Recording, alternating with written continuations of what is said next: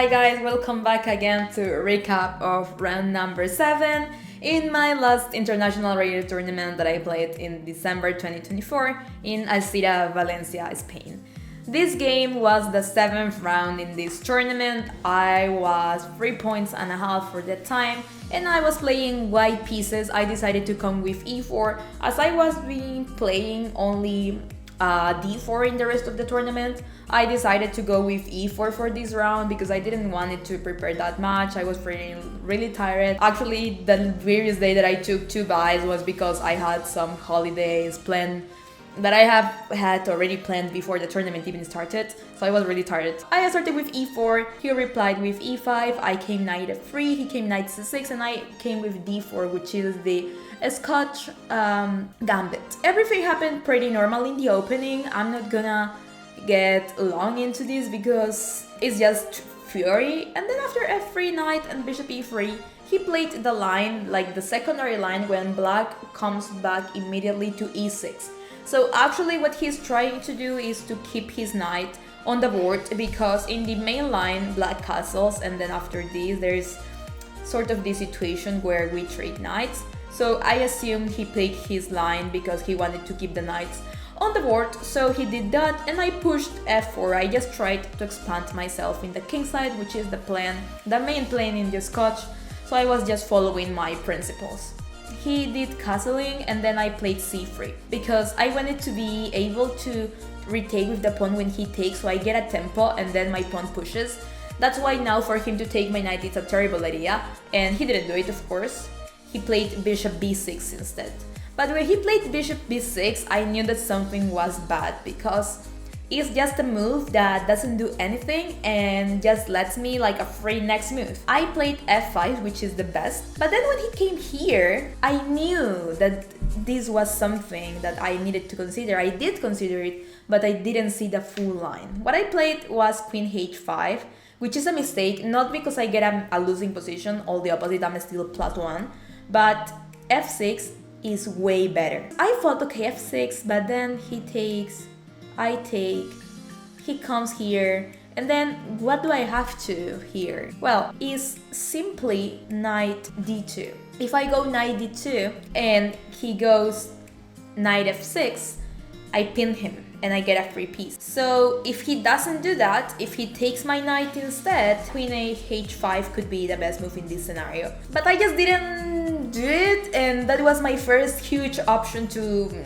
actually define the game very soon. Well, I decided not to do it. I wanted to play safe. I was tired, as I told you, so I didn't want it to get into anything complex. And well, I came with queen h5, he played f6, which is the only good move he has. I pushed, and then he came bishop e8. I said that this is the only good move he has because if he doesn't do that, if he goes, for example, knight here instead of f6, I was simply going to push here. This is very uncomfortable for black because now he doesn't have any option to take. Like, if he takes, I'll just take back and he can never retake. And I'm threatening many things, like, I don't know, knight d2 again, to deflect the knight and come here is the simple plan, and I think could be lethal. That's why f6 was the best for him, but of course already gives me like an amazing position, an amazing pawn chain, a passed pawn, and he's so restricted. I started playing really good. Here I played a4. This game reminds me a game I played against Antonella in Mallorca. You have that video, I'm gonna leave it in the description. And I didn't do the a4 back in that game. Of course she played way better. Like in that game I remember we both played 98% accuracy and the game ended up in a draw. But I remember there was a moment that I could have defined the game because I always had like initiative and she has like 30 minutes less than me. So I remember that in that game my move should have been a4 just to force him to do a5, and this bishop is weaker. So anytime I'll take it, he'll just going to have the opportunity to take with the pawn, which means he's not gonna have any counterplay with the file. I remember that and I did it, and apparently was the best move. Claps for me because of that move. And then I played g4, he played king h8, and I came with knight f3. After knight f3, he came with queen d6. And well, here the game turned a little bit weird. I came queen f2, which is good because it's controlling the spot. He came back, and then I came king h2, and now I was looking towards this plan. I felt really nice about this move. He came here, I came with my rook, he came with his rook, and then I came with my other rook to g1. It's not the best move because I could have done b4, for example, and he can't take everything. Here simply I could play a5, threatening the bishop. After he takes, I just can go with bishop dd2, and this is brutal because then I'll take the bishop for free, then this is still up in the air, everything is hanging on his position basically, and he doesn't have anything to counterplay. So I missed that. Well, I didn't even consider b4, to be honest. I came rook g1, and this is a mistake again because it's a missed opportunity. It's not because it lets me in a bad position. Don't confuse a mistake between getting a worse position. Maybe it's a mistake because you could have get a way better position and you didn't. Okay, let's try to keep that in mind. So he came here, I came knight b3. Then he came here, I took, he took, I took, he took, and then I took back with the bishop, and I have an amazing outpost on c5 to skewer him. He came queen b4, and here I blundered. I really blundered. I was so scared. I came king h3.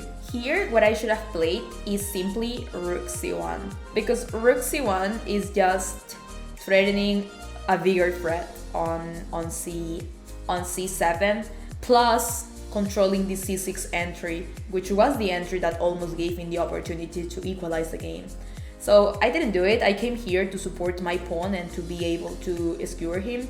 He came here and I fork him, and here he should have played this, which was a move I considered in the game. Thanks God he didn't do it, and he did queen b3.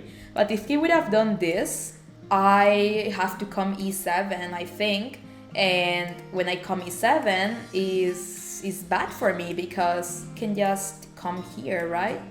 And when I take the rook, he'll just take back, and now this is bad. This is very bad, guys. This would be very painful for me. If he would have played queen f4, I assume I should have played rook f1, simply protecting, and now if he comes to d3, I have to come here, and well, if he takes me, I'll take him, and if he takes me with the bishop, I'll take his queen. So here basically he has to make a decision. He probably would have do something else for not to lose, but well, I would have threw up my whole advantage just because of bad decision. I was low on time, of course, as you can imagine at this moment. Yeah, guys, thanks God he came b3, missed the opportunity, and here I came e7, he came here, I came f8, and then he took, and then I came rook g3. It says it's a brilliant move, thanks chess.com because of that, but I felt like it was the only thing I could do, like controlling these and indirectly controlling the rook. So he came rook d3, I came rook e1, he came knight d7, I came rook e3, and here I forced a whole trade, and well, here he blundered and I took his rook. And then after a few moves, he resigned, guys. The last part of this game was crazy. That decreased my accuracy on this game a lot. I'm happy with the beginning, like the opening. I think like I gained a lot of experience in this coach. So I'm pretty happy about it. I'm not happy about my decisions in the complex middle game that I faced. Overall, I'm improving it, but I still need to work on my time management. And I need to, of course, study this opening deeper. I was lucky that I could manage to win. I wasn't lost at any point. I just had moments where he could have equalized the game. And well, of course, it doesn't mean I was lost, but it means that I almost lose my advantage. Anyways, guys, I hope you enjoyed this video. Don't forget to like and subscribe and comment, and I'll see you in the next one. Last round, by the way. Bye-bye.